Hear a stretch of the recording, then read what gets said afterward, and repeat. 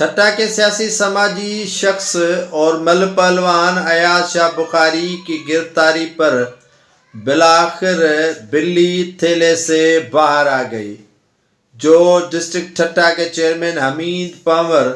لوہار یا صوبائی وزیر علی حسن زرداری کہتے تھے کہ ہمارا پیر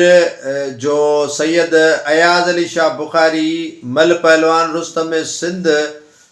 کہ گرفتاری سے کوئی لینا دینا نہیں، کوئی تعلق نہیں، اور ہمارا اس سے کوئی ڈائریکٹلی یا انڈائریکٹ کوئی واسطہ نہیں۔ لیکن آج ایاز شاہ بخاری کی جو عدالت میں ہیئرنگ تھی، سیشن جج ٹھٹا کی عدالت میں، اور آج ان کی ضمانت ہونی تھی، اور ان کے وکیل مظہر جنیجو اور دیگر کے جانب سے آرگیو کیا گیا کہ ان پر جو مقدمات بنائے گئے ہیں وہ سیاسی ہیں، انہیں ضمانت دی جائے، جس کے بعد پولیس اور جو جڑتو مدعی بنایا گیا تھا ایاز شاہ بخاری کے خلاف، اس نے تاخیری حربے ان کی ضمانت میں استعمال کرتے ہوئے عدالت سے وقت مانگ لیا۔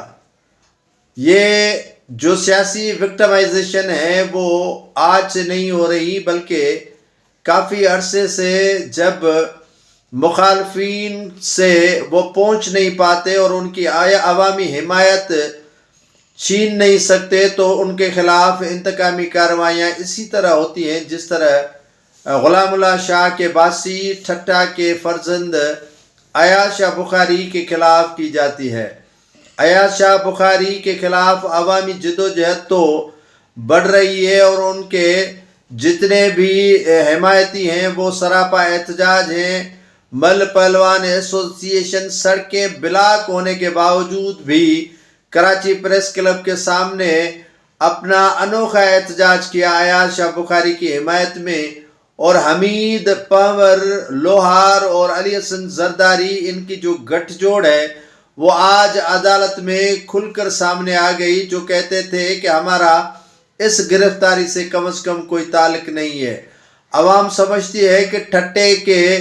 جو حق ہیں وہ غصب کرنے والے حقوں پر ڈاکہ ڈالنے والے کوئی اور نہیں،